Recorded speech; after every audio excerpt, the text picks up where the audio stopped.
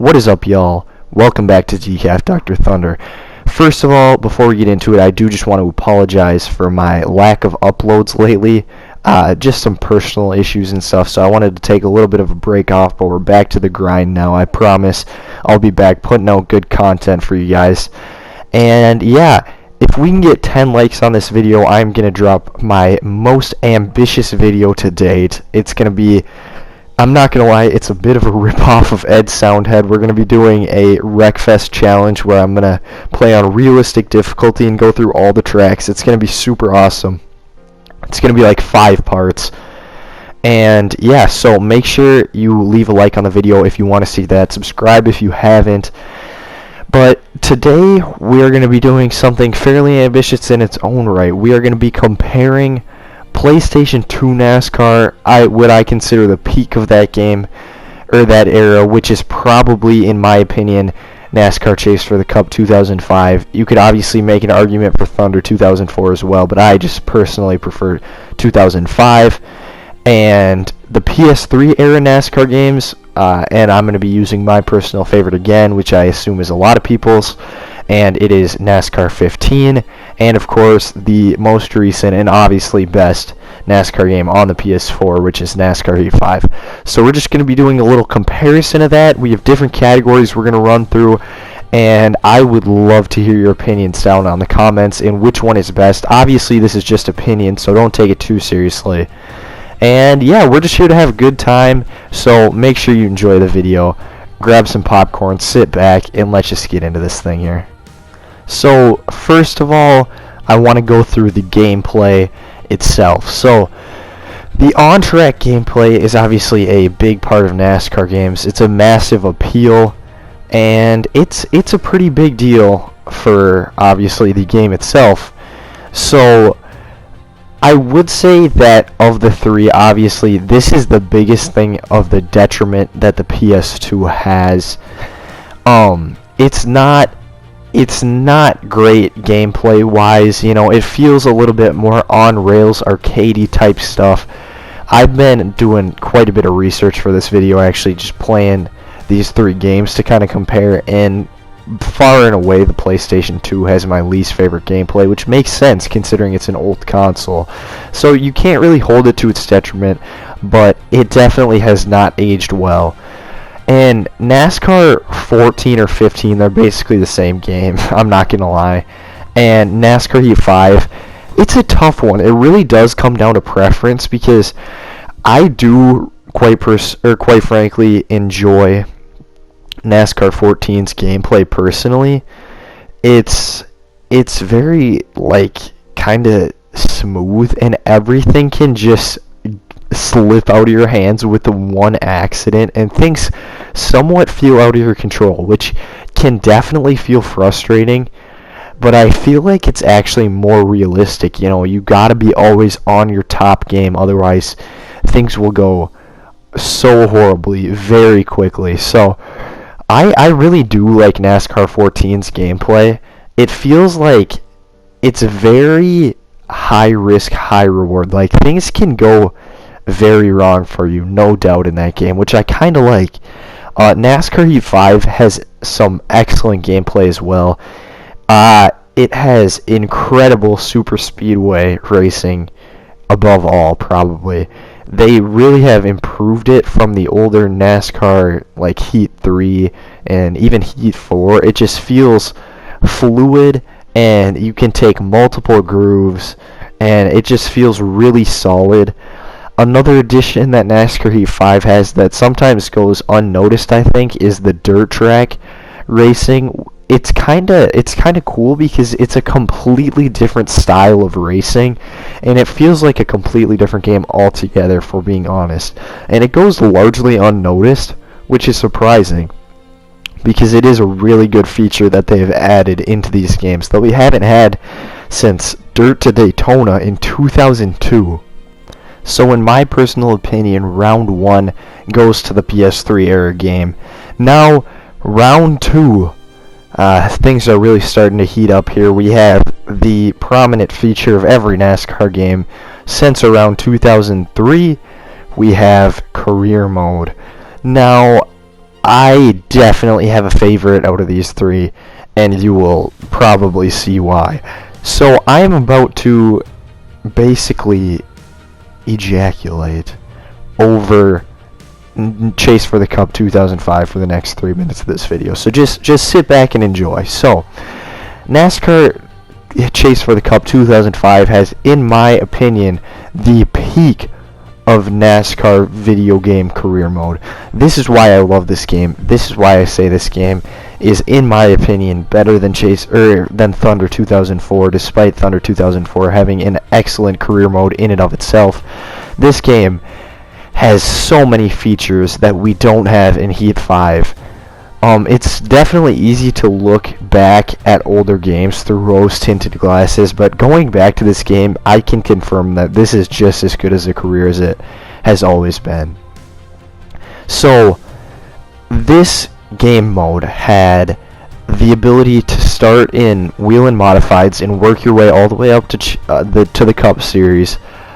Just like we have in Heat 5, it didn't have that in Thunder 2004, but they do have it in this one. You start with quite possibly the most iconic NASCAR scene of all time. You pull up to the red light, and for some reason Ryan Newman is right next to you, and somehow just like, without talking, throws up some gang signs, and then you race or something. I don't know. It's wild. But you beat him, he offers you a ride, and you're off. So it has so many different features. You can save up money, buy your own team, or you can sign with a team. This is a feature we have in NASCAR E5. We don't have that in NASCAR 14. You can sign for a team, you can buy your own team, and then if you don't want to be in those series anymore, you can get a driver to drive your car, which is something incredible. I've always wanted that in NASCAR games, when it's always like, oh, you get to start your own team, and you don't really, because you don't get to sign your own drivers, if you know what I mean. You only can drive for yourself. I think that's awesome. We need that in a NASCAR game, but it's hard now because of licensing and stuff like that in the teams. But it's interesting because they do that in F1 games. I'm not sure how they get it legally in those games that you can have driver transfers, but we haven't had driver transfers since PS2 era NASCAR, and I desperately think we need that back. So it had driver transfers, it had driver retirements, it got custom drivers to replace the old drivers, which was not perfect, I won't lie, but it was nice to just have that feature, I guess. You could create your own car. If you started your own team, you could level up your own car. It was truly a deep career mode, and let's not forget about Ace Moneymaker, the greatest agent of all time. So next up we have NASCAR 14 and 15 career mode. I don't think that this career mode is bad at all, and there's one specific feature that puts this one definitely above NASCAR Heat 5 in my opinion, but we will get to that later. NASCAR 14 and 15 career mode is fairly basic, but it's nice to just kinda go through the motions. You get to upgrade your car, you get 10 seasons, try to win the championship. It's fairly basic. No Xfinity, no trucks, no modified, no dirt, none of that. Just straight up Cup Series, 10 seasons, upgrade your car, upgrade your crew, have different builds, different chassis, all this kind of stuff, and see how far you can get. So NASCAR 14s is a good basic career mode. I will say it's probably the weakest of the three, but that's all I have to say about that. Just based on the fact that it's only Cup Series, I think that holds it back a little bit. NASCAR Heat 5's career mode goes underappreciated, I believe. You start, obviously, in the dirt tour. You work your way up through the ranks, win championships, join teams, start teams, all of this stuff. There are a few crucial things that absolutely hold this back, though, in my opinion. And it's really unfortunate because I feel like they could have done better than they did. The paint booth definitely holds it back. We'll get to that, like I said. The fact that you only have about 6 team names and logos to choose from, that's a small thing, but I definitely have problems with that. The contract system is a little whack, I will not lie. You can't hire drivers to to race for your team. It's definitely improved since Heat 3 and Heat 4. The stats are nice, but stats shouldn't really be something that we have to ask for. Stats have been in sports games since 2003, so this could be better. Unfortunately, with the rebuilding of the NASCAR games by 704 Games on Next Gen, we probably won't see this type of career mode again, I guess. I think we'll see kind of a built from the ground up career mode, which could be good, it could be bad.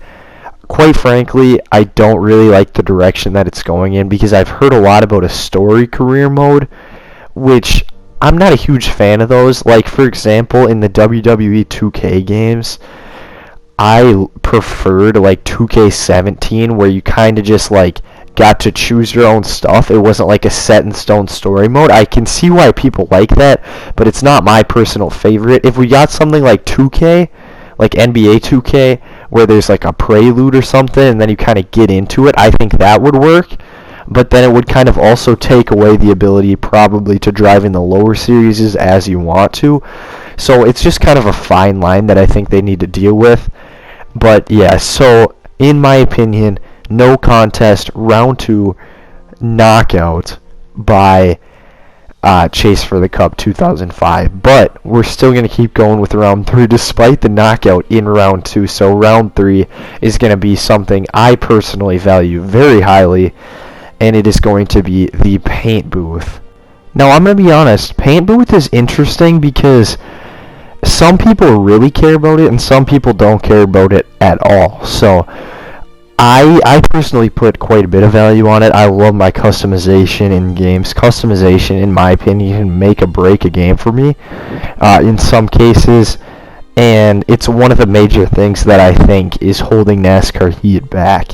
So NASCAR Chase for the Cup 2005 in PS2 era games in general, the customization was fairly basic. You could kind of just put stickers on a little bit and, you know, customize colors and all that stuff. You got different templates. It was somewhat like the NASCAR Heat 5 paint booth. I won't lie. It was kind of like that. But there were more sponsors. There were more big name sponsors, which is nice. I always loved driving the Coca-Cola car in like 2005 and that kind of stuff. Another thing that Chase for the Cup 2005 has going for it is the Thunder plates.